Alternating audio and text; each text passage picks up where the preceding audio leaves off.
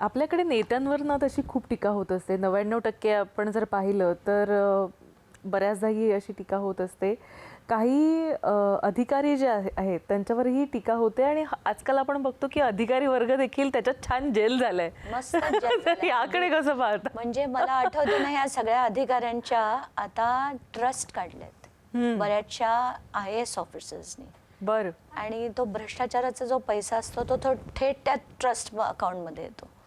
आणि त्यामुळे मग आता कंपनी काढा, हे काढा, भानगडी करा, ते करावंच लागत नाही.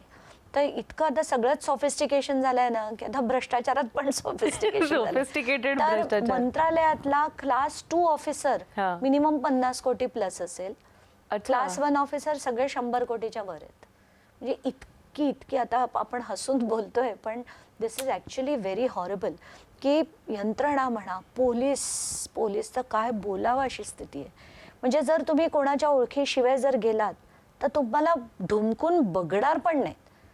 उलट जर तुम्ही श्रीमंत असाल आणि काही कंप्लेंट घेऊन गेलात तर पोलीस तुम्हाला कसं अडकवायचं आणि तुमच्याकडनं पण कसे पैसे काढायचे याच्यावर त्यांचा फोकस असतो. नाही, इट्स व्हेरी फार गंभीर होत चाललंय. नक्कीच. आणि लोकांना आता सुचत नाही, मग ते धावत पळत. मला गंमत आता कालचंच सांगते.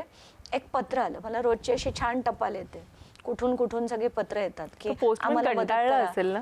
नाही, एकदा तर फक्त नाव होतं आणि मुंबई, तरी पत्र माझ्याकडे पोहोचलं. हो, म्हणजे गंमतच होती ती. आता कालचंच एक पत्र सांगते. त्यांनी मला खूप मोठं पत्र लिहिलं आणि खाली लिहिलं, प्लीज आम्हाला खरंच मदतीची खूप गरज आहे. राष्ट्रवादी शरद पवार गट. बरं. आणि मी विचार करते की मग तू त्यांच्याकडे का नाही गेला, माझ्याकडे कशाला आला? मी काय करणार आहे आता? शरद पवारांनी एक फोन केला तर तुझं काम होईल ना.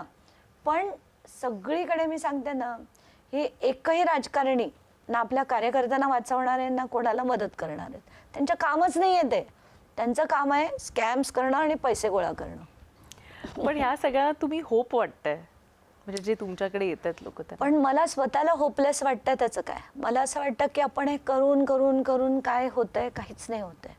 आणि nothing is changing in politics. आत्ताच्या घटकेला सगळ्यांच्याच बघते मी, जे सो कॉल्ड आताचे दोन, आजचाच विषय घेऊया ना, राज ठाकरे आणि उद्धव ठाकरे. ते म्हणे मराठी माणसासाठी आम्ही एकत्र येतोय. मग वेगळेच कशाला झाला? ती मराठी माणसंच होती ना, तरी तुम्ही तेव्हा वेगळे झालात. आता अगदी एकत्र येतोय तो मराठी माणसासाठी. काय संपलेला पक्ष, शेवटचा पक्ष, एक्झॅक्टली, शिल्लक पक्ष. एक्झॅक्टली. आणि एकीकडे म्हणे आता काका पुतण्या एकत्र येणार पुण्यासाठी, पुण्याच्या भल्यासाठी. आता ते पुण्याच्या भल्यासाठी आहे का जिथे जिथे पुण्यात शरद पवार गटाने आणि अजित पवार गटाने जी कांड करून ठेवली आहेत ती इतर बाहेर निघू नये म्हणून तिथली सत्ता आपल्याकडेच राहावी, तिथले अधिकारी आपल्याच तावडीत राहावे म्हणून हा एकत्र येण्याचा घाट आहे. कारण यांची गणितांना समजायच्या पलीकडची आहेत.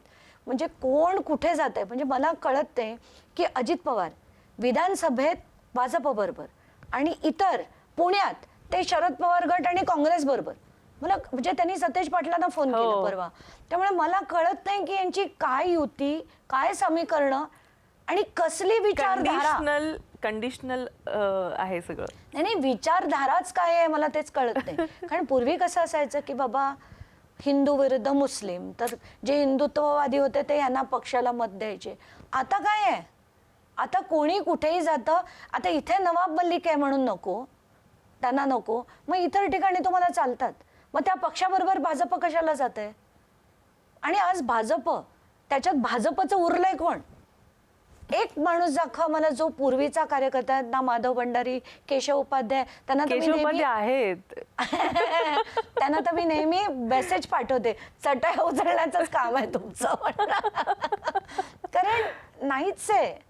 सगळे आलेले कुठले आहेत लोक? सगळेच्या सगळे राष्ट्रवादी, काँग्रेस, तिथनं सगळे आयाराम गयाराम सगळे भाजपत आहेत. आणि हेच चाललंय. म्हणजे ह्याला राजकारण काय अँगलनी म्हणायचं, लोकशाही काय अँगलनी म्हणायचं तेच कळत नाही.